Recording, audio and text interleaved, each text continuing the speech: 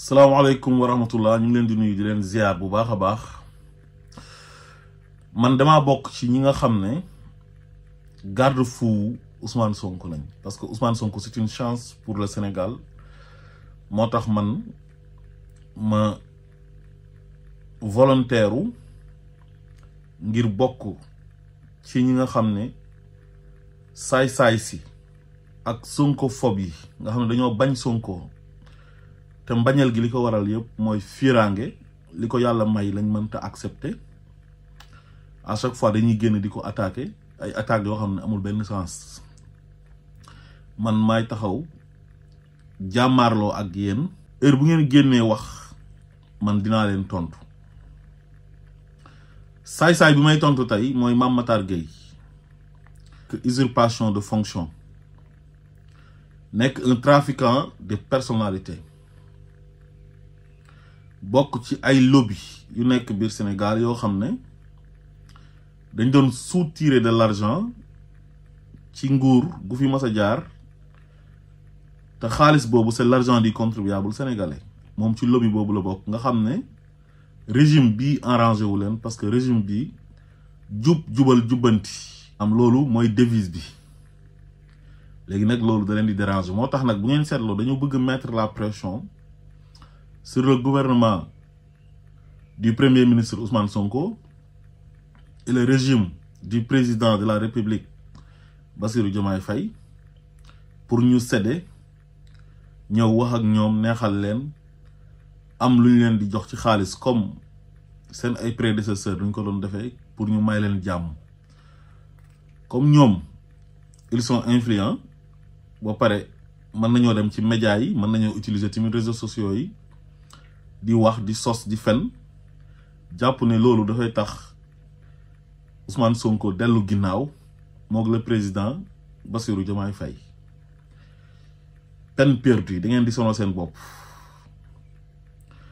Mame Matar Gueye yow ban légitimité nga am yow ba taxaw ne yaay xeexal sénégalais yi wàllu góor jigéen te mu wóor la ne góor jigéen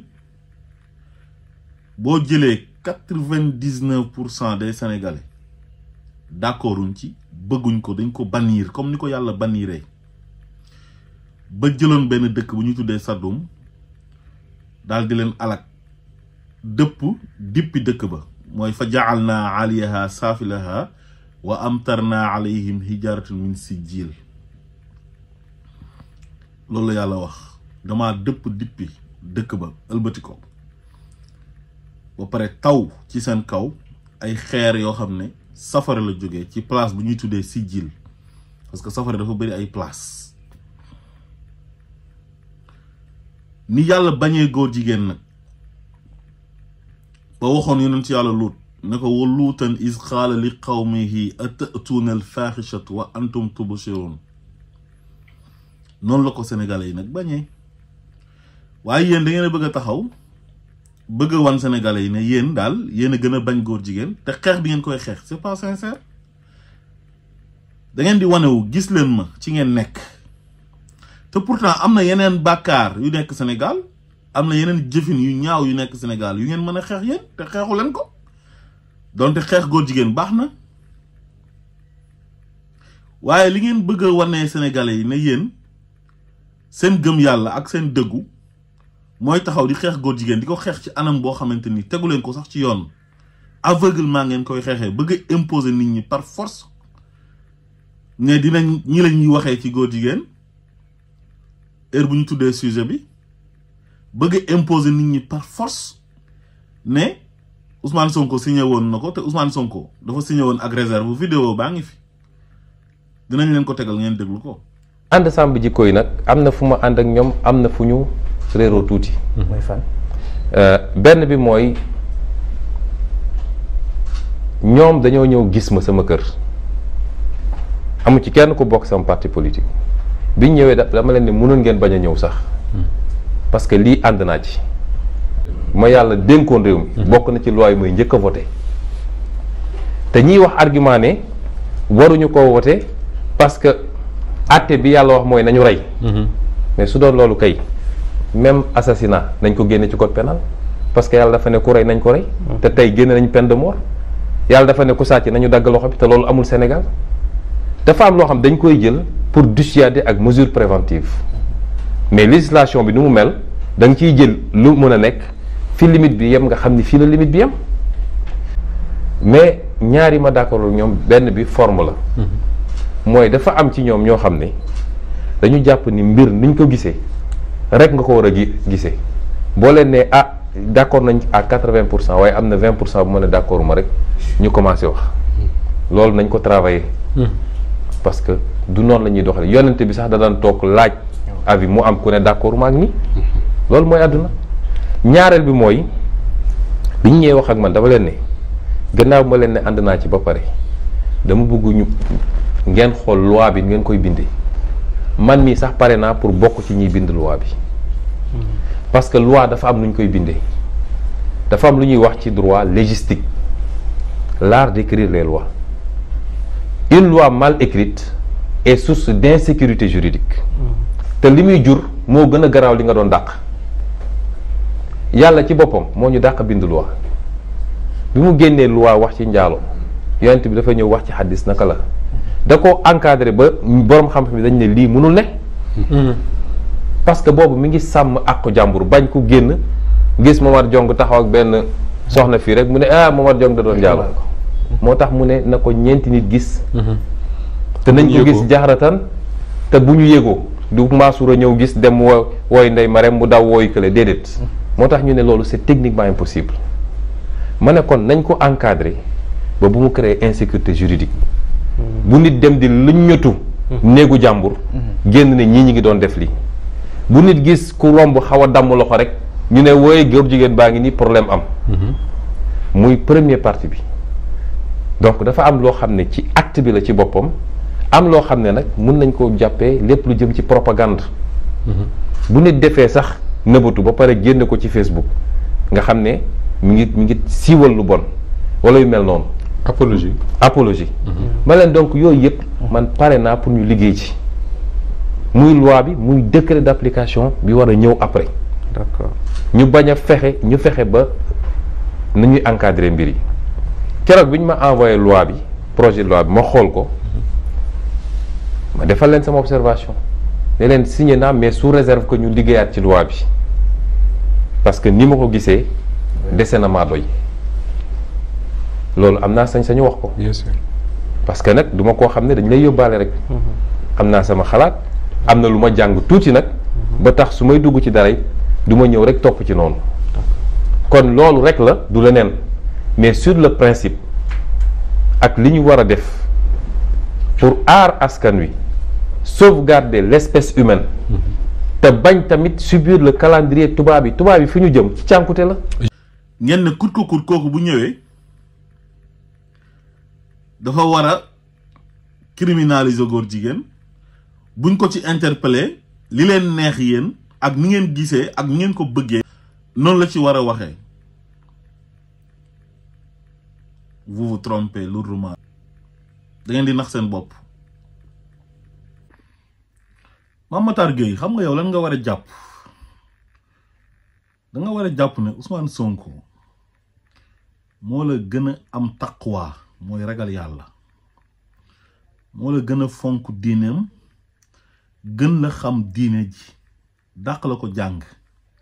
gën la ragal yàlla. yaa ayyuhan naas innaa xalaqnaakum min zakarin wa unsaa wa ja'alnaakum shu'uuban wa qabaa'ila li ta'aarafu inna akramakum indallaahi atqaakum. ki gën ci yéen moo gën a ragal yàlla gannaaw bu mu bindee góor ak jigéen daf leen ay xeet ak ay famille ngir ñu xamante. gën la mokkal alxuraan dàq la pratiquer diineem bëgg a jël combat wu góor jigéen rek na yow loolu mooy sa combat doo xeex leneen lu dul góor jigéen te Sénégal am yeneen priorité ah góor jigéen baaxul Sénégalais yi naturellement bëgguñ ko dañ ko bañ ñëpp xam nañ loolu. Sénégalais amul benn Sénégalais bu bëgg góor jigéen du chrétien du jullit du athée ñëpp a ko bañ du animiste ñëpp a bañ góor jigéen. bu ngeen bëggee yàq nit ñi bëgg a jaxase nit ñi ak Sénégalais yi daal sujet góor jigéen ngeen di indi pour takkal ci nit ñi ne nit ñi dañoo bëgg a daganal góor jigéen Ousmane Sonko kan moo koy xool di wax ne kii dafay jàppale góor jigéen wala dafay bëgg a daganal góor jigéen loolu yëpp pour yàq doomi aadama bi yéen a bon Ousmane Sonko defe naa ne diineem kenn naatable wu ko ci Sénégal bu ngeen demee bay jël góor jigéen di ko coller ak Ousmane Sonko pour bëgg ko déstabiliser ay lobby nekk seen ginnaaw ay milliardaires yoo xam ne ñoo fi nekkoon jiite réew mi sàcc xaalisu réew mi nekk seen ginnaaw di leen financer pour ngeen jéem a atteindre Ousmane Sonko moralement da ngeen di nax seen bopp Ousmane Sonko comme man leen ko woon a atteindre bu mu nekkee dans l'opposition c'est trop tard aussi pouvoir bi dafay trop tard lool kon noppalal sa bopp Mame Matar Gueye amoo benn légitimité pour di imposer Sénégalais yi ne yow li nga bëgg yaag Oustaz Makhtar Sarr loolu moo war a am li ngeen bëgg nit ñi wax ko loolu lay nit ñi di wax yéenay ñan yéenay ñan yéen ba Ousmane Sonko di wax comme yéen ni ngeen bëgg mu waxee yéen ban légitimité ngeen am ci Sénégal yéen ak kan moo leen yebal régler leen ngeen nekk nit ñaa leen gën a bañ góor jigéen fuuf ñun kuy bañ góor jigéen ñun ngay jàppale waaye nag góor jigéen fépp la am ci àdduna bi Mame Matar Gueye ñaata ñaawteef nga gis ci nguuru Macky Sall yu mu teg ay doomu sénégalais te loolu diine di ko bañ comme ni muy bañee góor jigéen te mosoo génn def conférence de presse di ko dénoncer Macky Sall daf doon persécuter Ousmane Sonko doomi Sénégal la sa ay nawle sénégalais yow Mame Matar Gueye ñoom ñoo bëgg Ousmane Sonko te yàlla tax te am ci droit c'est leur droit les plus absolus mu indil leen programme am ne damaa bëgg a jiite réew mi ñoo ñu topp ko mu am influence ci ñoom di leen digal ñuy def mu leen di tere ñuy bàyyi ba fu ñu mujjee mooy dañ kaa jox réew mi malgré xeex yi ko doon Macky Sall di xeex avec des armes non conventionnelles en utilisant la gendarmerie la police la justice l'administration di influencer ay sëriñ ut ay communicateurs traditionnels am ak ay mbërëm dugal leen ci combat bi ak ay saagakatam waa kooku yow boo gisee ñu koy teg yenn injustice yi nga ne yow membre Jamra nga te ONG boobu ONG islamique la boo xam ne dafay xeex injustice ak contre-valeur mais lan moo tax daawoo génn jël position joxar bi Macky Sall wan ko ne ko li ngay teg Ousmane Sonko jaaduwul yaa ngi koy persécuter yaa ngi koy barricader yaa ngi koy xañ ay àqam ak yelleefam ci administration bi ba ci élection yi bu soxlaa fiche de parrainage dañ ko koy bañ a jox te teguñ ko fenn bu demee CDC caisse de dépôt et de consignation ñu ne duñ ko jox attestation de dépôt teguñ ko fenn bu waa Sénat waxee ne nañ jox Ousmane Sonko fiche de parrainage am Macky Sall tas Sénat ba te amu ci droit waxoo woon dara da ngaa noppi woon simple procès bu ñàkk xorom diffamation boo xam ne Macky Sall moo ko tëgg ànd ci ak Mame Mbaye Niang jiital ko def ko marionnette moom ñi mu àndal dem ut ay magistrat yam ay juge corrompu ak procureur am di acharné wu ci kaw président Ousmane Sonko ba procureur ba fa nekkoon à l'époque ce vaurien là Amadou Diouf ci simple diffamation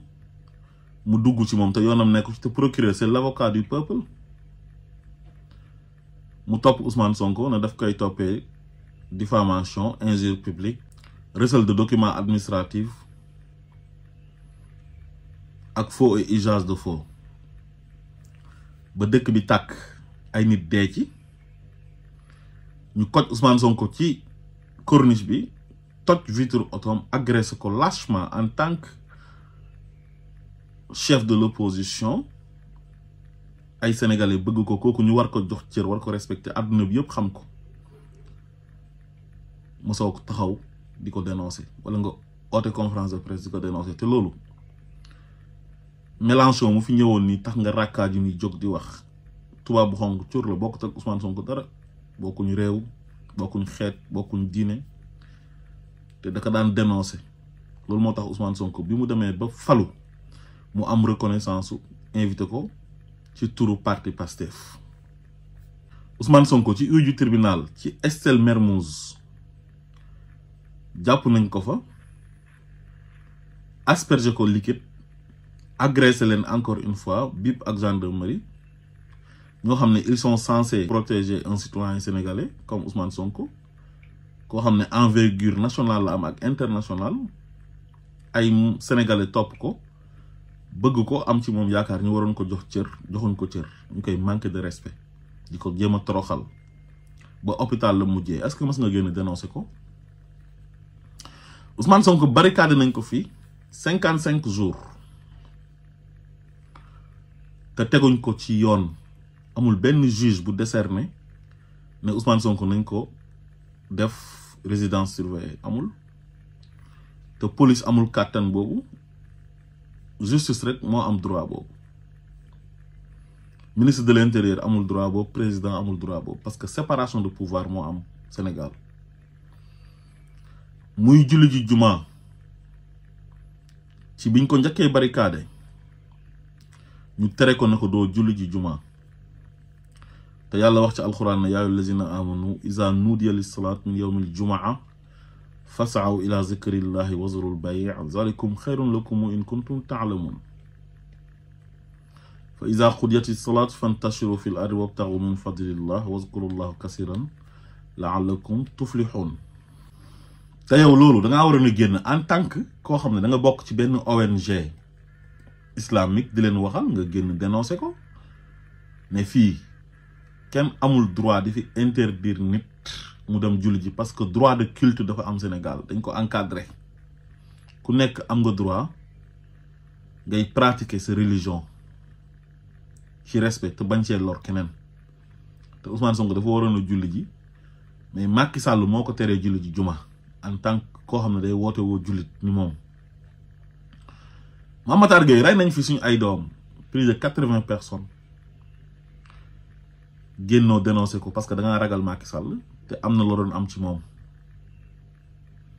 te xale yooyu ci manifestation lañ leen reyee. Mame Matar Gueye rey nañ fi benn gendarme bu tudd Didier Badji ci mbiru Ousmane Sonko lañ ko reyee te xam nga ñi ko rey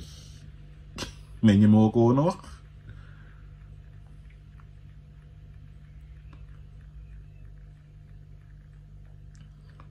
xaritam bu tudd Fulbert Samb dañoo bañ mu am trace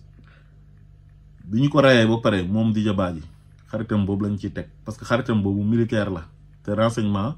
militaire la nekk. Didier Badji nekk gendarmerie nationale jege woon général Jean-Baptiste Tine bi nga xam ne moom lañ def ministre de l'intérieur jamono ji te moom la général Jean-Baptiste Tine chargé woon enquête mook ñeneen pour ñu xam lan moo waraloon événement wu mars yi mooy lu ñuy tuddee enquête interne de la gendarmerie ñu xam ne Didier Badji xam na ci lu bari ci seen tappale yeeg seen fen yi parce que dafa def réquisition au niveau de la Sonatel ñu xam ne loolu bu génnee yuuxu dina jub fuñ ko foogeewul ñu rey ko lu tax génnoo dénoncé ko. François Mancabou rey nañ ko fi ci ay caaxaan. waa sûreté urbaine bi nga xam ne bandi bu mag boobu voyu boobu nga xam ne xawma lu ñuy xaar pour dàq ko muy Sangaré ce vaurien là jël ko yóbbu ko garde à vue ba mu dee fa te kenn xamul ci yenn condition la dee. procureur bi génn à l'époque di fen naan am nañ vidéo 13 minutes boo xam ne daf doon mbëkk miir bi te loolu ay fen la amut ba léegi génneewul vidéo bi te ñooñu ñëpp Ousmane Sonko moo tax ñu rey leen. lu tax mosoo génn wax ci dénoncé ko waaw xale yi nga xam ne dañ leen a jàpp des milliers de xale ay ndaw ñii ñu ngi doon jàng ñii ñu ngi doon liggéey ñii yore seen soxna nekk ak seen ay waajur di leen dimbale am si ñoo xam dañoo feebar wéruñ ñii sant ay sant joolaa tax ñu jàpp leen ñu jël leen entassé leen ci kaso yi te defuñ dara. ki nekk président nii Bassirou Diomaye Faye benn poste simple poste ci lañ ko jàppee woon di wax xalaatam ci justice ba ni mu génne nekk président de la république. moo tax yéen yàlla moo leen àtte ak nit ñi ma soo ko dénoncé waa sàcc gi waa kër Macky Sall yi nekkee woon lu tax daawoo génn di ko dénoncé. waa kër Macky Sall yi dañ daan sàcc xaalisu Sénégalais yi ay scandale yu bëri am na fi ay Cour des comptes épinglé ay nit yoo xam ne xaalisu Covid bi lañ jël sàcc ko. Mame Matar Gueye scandale yi fi am sous Macky Sall ay scandale financier waa kër Macky Sall yi jël Sénégal cëqatee ko ba si suñu xaalisu Covid bi 1000 milliards yi ñuy dajale ñun Sénégalais yi dañ ko jël lekk ko ñoom nen seen biir séddoo ko ak wàllu suuf si ñu jël séddoo Sénégalais yi sonn nañ Mame Matar Gueye bu ñu añee du ñu reer bu ñu reeree du ñu ndékki ndax nguur gu bon gu fi nekkoon di sàcc seen xaalis suñu war a def xaalis duñ ko fa def bu ñu feebaree duñu faju waaw yooyu yëpp lu tax Jamra du ciy wax lu tax Jamra bëgg a jël léppam rek wéer ko ci ay mbiru góor jigéen yoo xam ne moom du ci am sax firnde.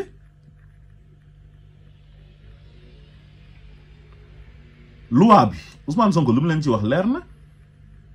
waa léegi te man li ma jaaxal Ousmane Sonko bi mu ñëwee université moo Jean-Luc Mélenchon wax yu ñu fa wax yëpp ni mu amee solo ci wàllu Palestine génocide bu fa am Israël di leen ko teg te loolu Jean-Luc Mélenchon moom mi nga xam ne du jullit sax dénoncé na ko te yow kenn mësula dégg ngay dénoncé yooyu. Ousmane Sonko wax na ci wàllu intégration africaine wax ci wàllu souveraineté monétaire souveraineté économique et la présence de l'armée française au Sénégal ak yeneen wax yu am solo yoo xam ne tey mënoon ngeen ko jël yéen ngeen waxtaan ci ak sénégalais yi waaye li leen intéressé mooy sujet bi nga xam ne heure bu ngeen bëggee yàq doomi aadama mooy mbiru góor jigéen moom ngeen di dem utiliser pour takkal ci nit ki yàq deram te yéen nit ki bi mu nekkee ci opposition wax ju ñaaw ju nekk dégg na ko terroriste salafiste donte salafiste dara nekku ci jiñ ko rebelle violeur saaga suba ngoon guddeeg bëccëg te terewul mu accéder au pouvoir te terewul sénégalais yi tey lañ ko gën a bëgg parce que bu ko sénégalais yi bëggutoon du jox ndigal sénégalais yi ne leen votel leen Bassirou Diomaye Faye parce que xeex nañ ma man ba ñu votel Bassirou Diomaye Faye loolu amul kenn ku ko man ci Sénégal moom la ko yàlla may moom la ko yàlla jagleel il faut ñu nangu ko amul benn nit bu nekk Sénégal bu mën a joxe ndigal ne falal leen ma ay député falal leen ma ay maire falal leen ma président ba sénégalais yi def ko te moom def na ñett yépp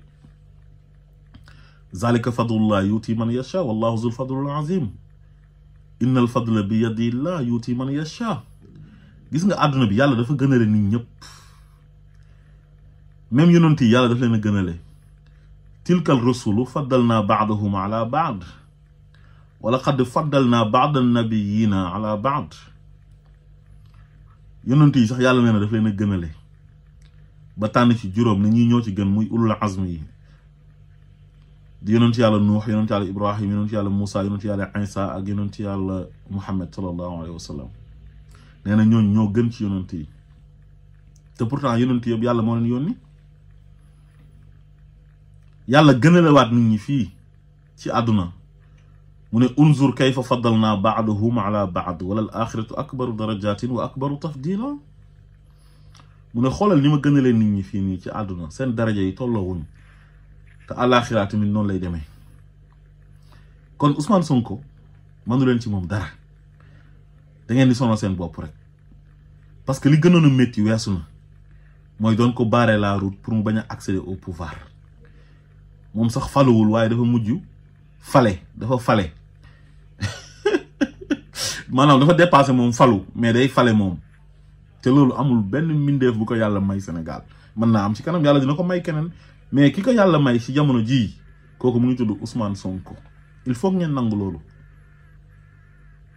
pression bi ngeen di jéem a teg ci moom nag da ngeen di sonal seen bopp waaye mënta nekk ndax du mës a séddee su eboo ngeen noppal seen bopp asalaamaaleykum wa rahmatullah